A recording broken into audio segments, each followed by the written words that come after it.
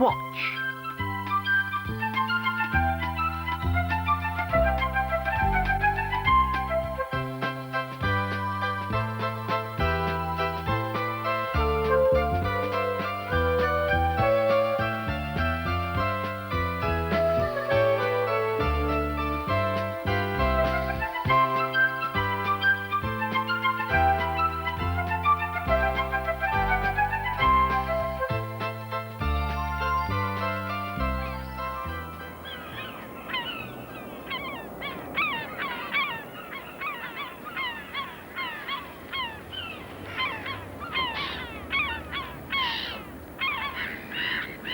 They seem to be enjoying this, but I expect they'd prefer us to throw fish to them. Well, that's what they try and catch for themselves. Do you recognise these birds? They're gulls.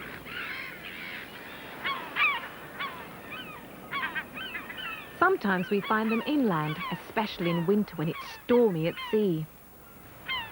But their natural habitat is around the seashore, where they can find their favourite foods like tasty crabs and fish, as well as other animals' leftovers. There are lots of kinds of gulls.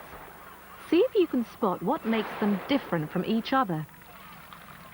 These are black-backed gulls. And this gull's got a black head. It's a black-headed gull. But what about these? They've got grey backs, pink legs, and yellow beaks. They're herring gulls. But it's difficult to tell one type of gull from another when they're young. Most young gulls are a brownish colour.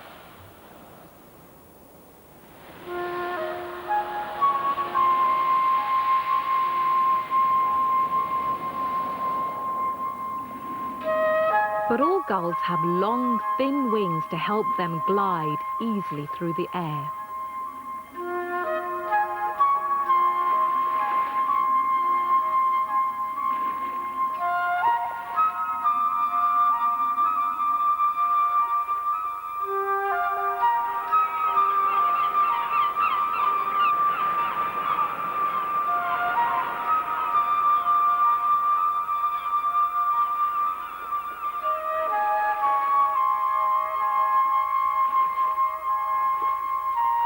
Life seemed so peaceful for them, gliding around in the sky and swooping down to eat the leftovers from picnics.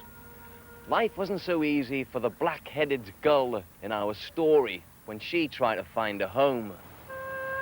One day, a young black-headed gull decided she was old enough and strong enough to leave the safety of her parents' nest. She wanted her own home, where she could find a mate and stop.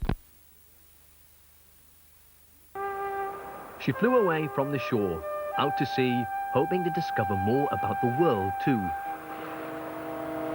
She saw a large ocean-going liner and wondered, Would this be the perfect home for me? She landed on the handrail, and a smart man in uniform said, "Hello, black-headed gull. Are you coming to live on my ship?"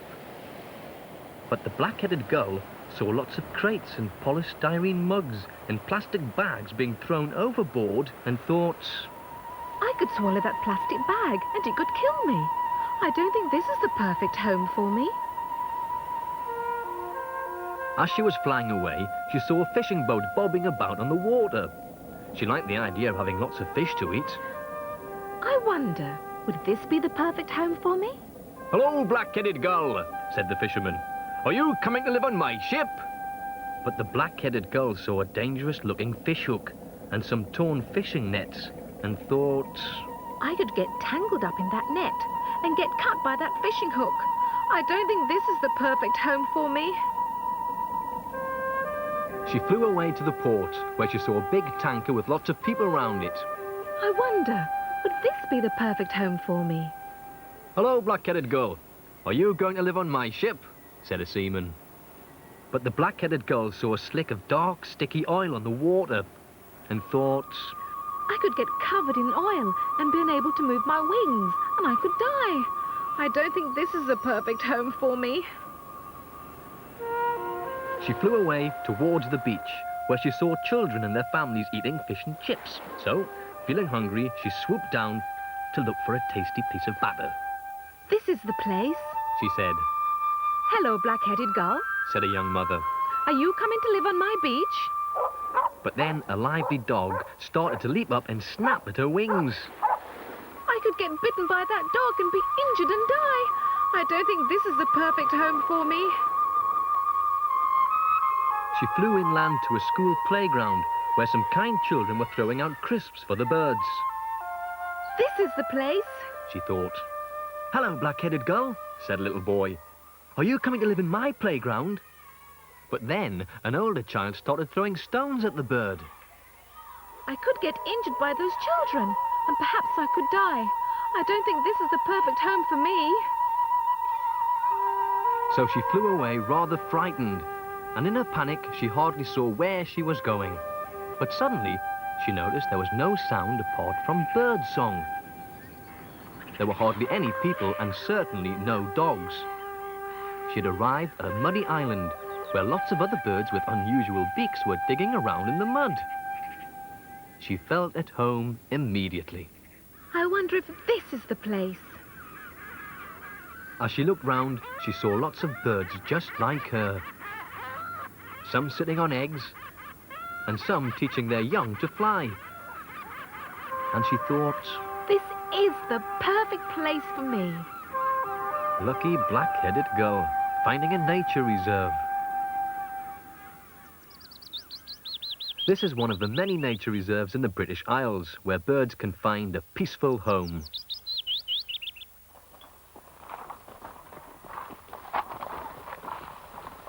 And sometimes people can visit, as long as they don't disturb the birds or their habitat.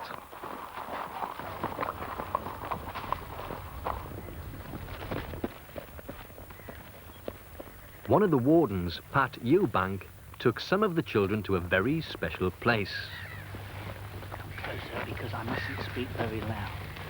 We've got to go in there as quietly as possible because hopefully there will be birds just outside.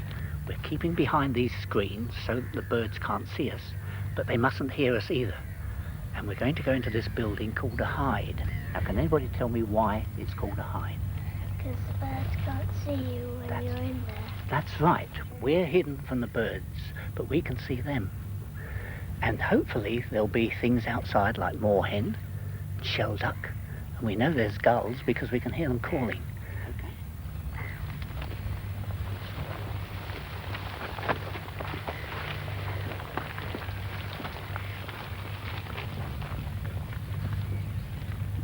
Now there might just be something outside, so be very quiet and see if we're going to be lucky.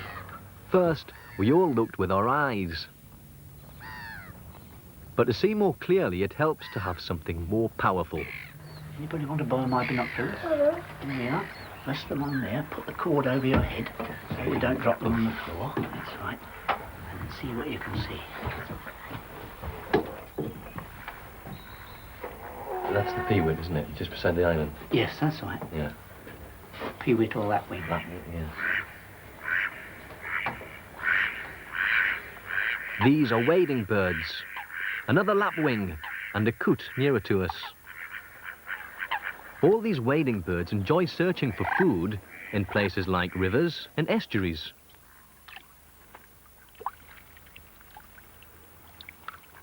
We also saw a family of ducks. Shell ducks.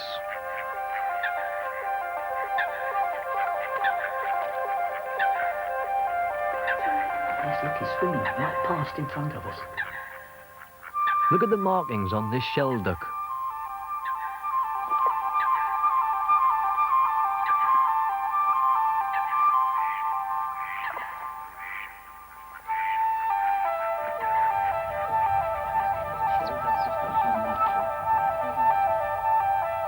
And here's a young gull.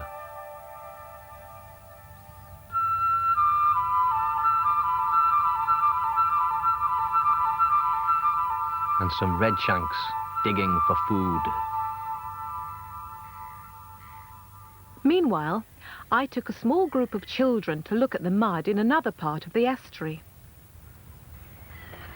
We had to be very careful how we walked.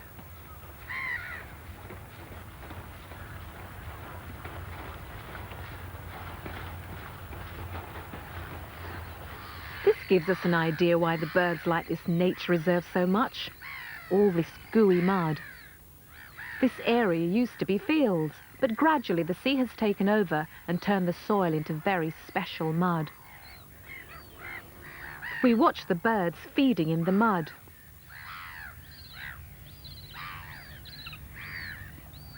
Look at this bird's beak.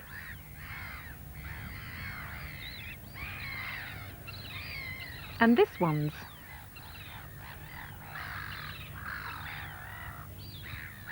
We noticed some birds have longer beaks than others, and we wondered why. Well, the curlew finds its food deep in the mud, so it has a long beak. But the oyster catcher doesn't have to dig quite so far. What about this sanderling? Where's its food? And the ringed plover has a shorter beak because its food is nearer the surface.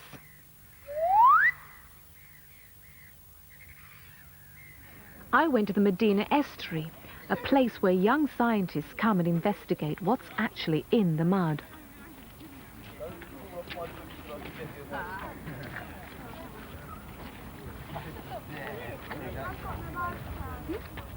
I decided to take a sample of the mud myself. We have a tube with a marker on. So quite deep down we've got possibly loads of animals. And then bring it out of the mud.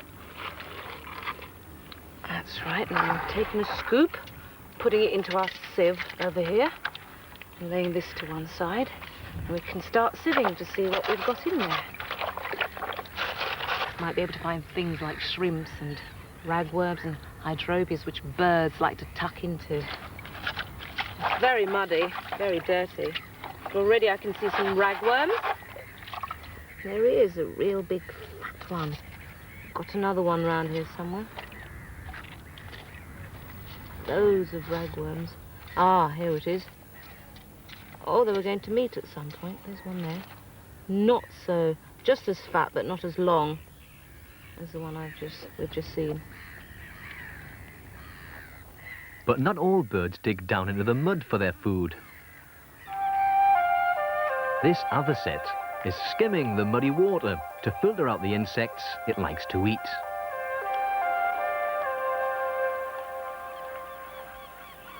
And have a look at these birds. They nest in cliff-top burrows, but fish for their food by swimming in the sea. What are they? They're puffins. Have a good look at their beaks. Goodbye.